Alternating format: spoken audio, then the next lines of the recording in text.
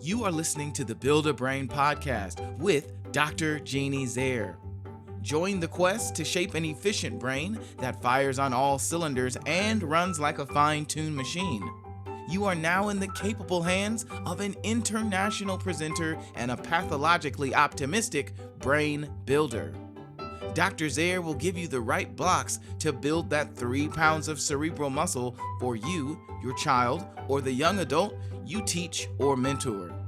Block by block, thought by thought, now is the time to build a better brain. Let's get started. Welcome back, friends. So good to have you with us. Vicki and I are here today, and we're looking at one of our favorite cognitive skills because we tend to use it all the time, don't we? Yeah, a lot. Yes, this one, and often we have parents that say, oh, my child really needs to work on this one. But as adults, we still see that we still use this one as well. So let's dig into this particular cognitive thinking skill for building your brain. Reuven was recognizing that some people have an ego-centric communication modality. Big words, right? But egocentric just meaning we can only see the world through our own eyes, our own life experiences, our own perspective. And there's nothing wrong with that until it gets in the way. So we cognitively would want to be able to shift and be able to consider something from another viewpoint once in a while, not just always see things through my life experiences. So this is it's the first cognitive skill that you'll see if you've downloaded your PDF with the list of all 28 of these. This is the first one listed under output. So remember in our first episode, we talked about the 3 phases of thinking: input, getting information into our brain; elaboration, how we process what we get in there; and then output, how do we tell others we know what we know? Well, we need to consider the other person we're talking to before we open our mouth and insert foot. So we would never do that, would we, Vicki? I never have. Oh, no. Of course not. So this is really important for socializing as well as explaining feelings. So the sooner children can gain experience with the ability to consider another person's point of view, the better they're going to be able to work in their world, as well as for parents and teachers, for anyone else. Or anyone else for that matter. So encourage your child or that young adult that you're mentoring and model for them how to see the world from someone else's or through someone else's eyes. The American native proverb is about walking a mile in the other man's moccasins. I've always loved that. Can you walk a mile in the other man's shoes? So reading books about other cultures helps children with this capacity too.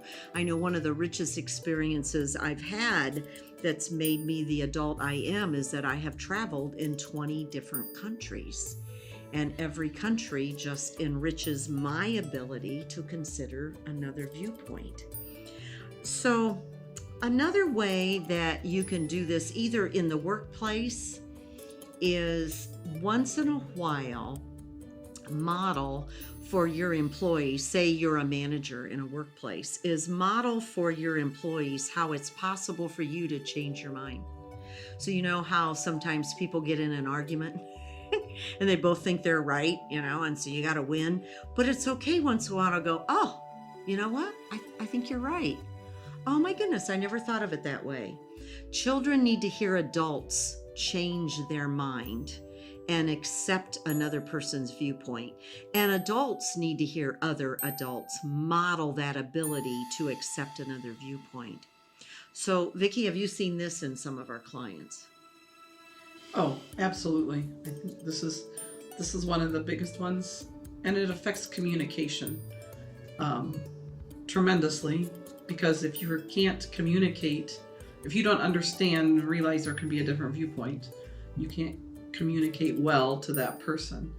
I don't know if this fits in. Because yes, we want to model the being able to change our mind, but sometimes we also have to communicate that I understand what you're thinking. I get it. We can talk about it from your point of view, but that also doesn't necessarily mean that I always have to change my mind.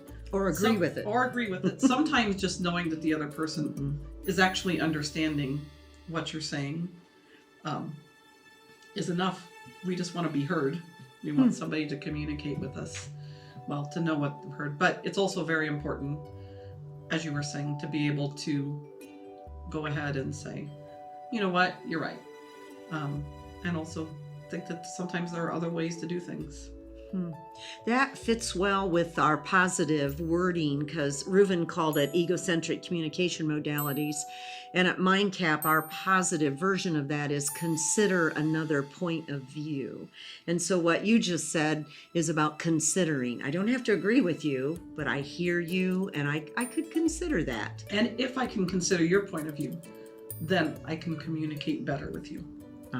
In fact, I this morning had an adult that I was working with, and we worked on a much more higher level point of an instrument that we have called orientation in space.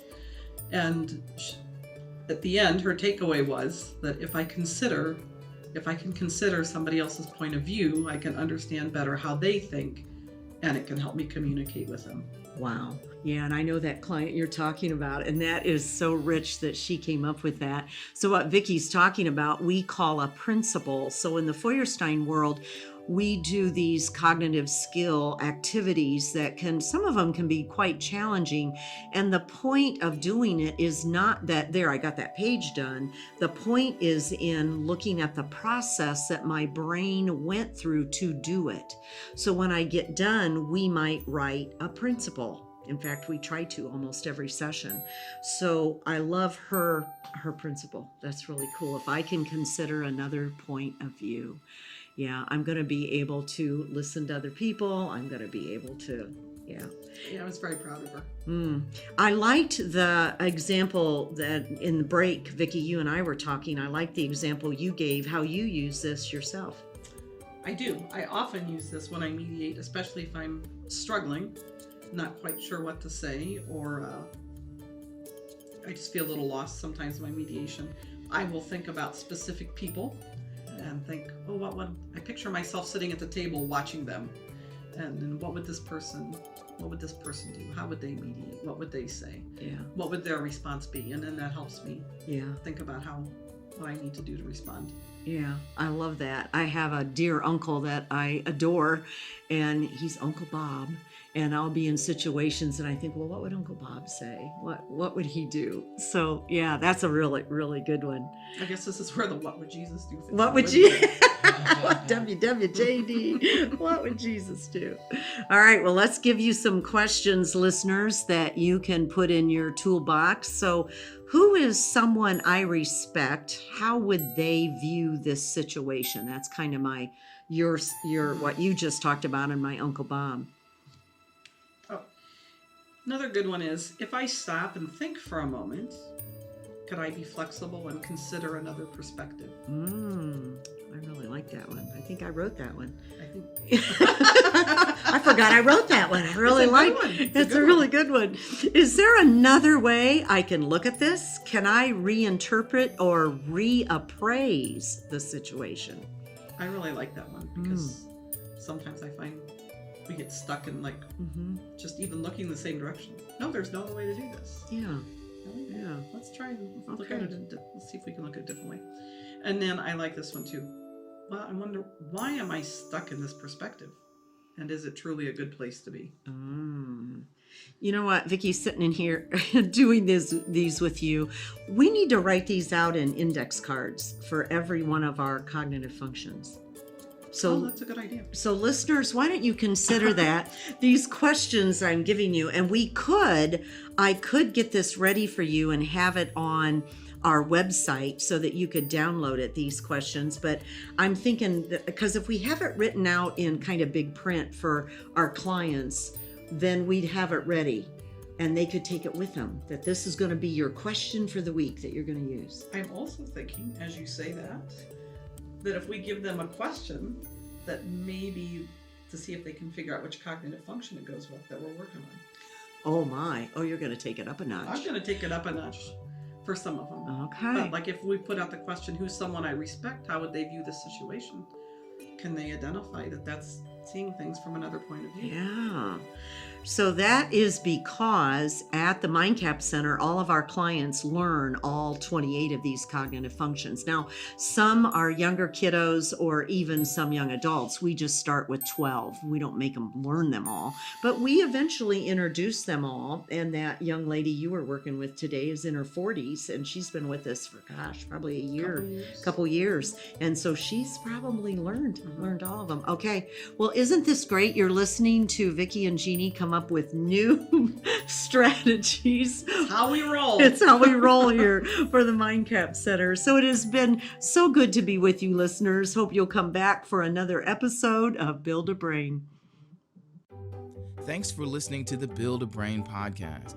If you're wanting more information on how to build a brain, please visit the website for the MindCAP Center in Fort Wayne, Indiana at www.mindcap.org. That's www.mindcap.org.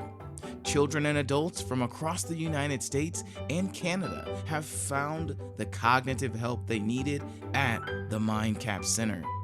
Their specialized team is trained in all levels of the Feuerstein program and can literally help you or your child build a new brain. We'll see you next time.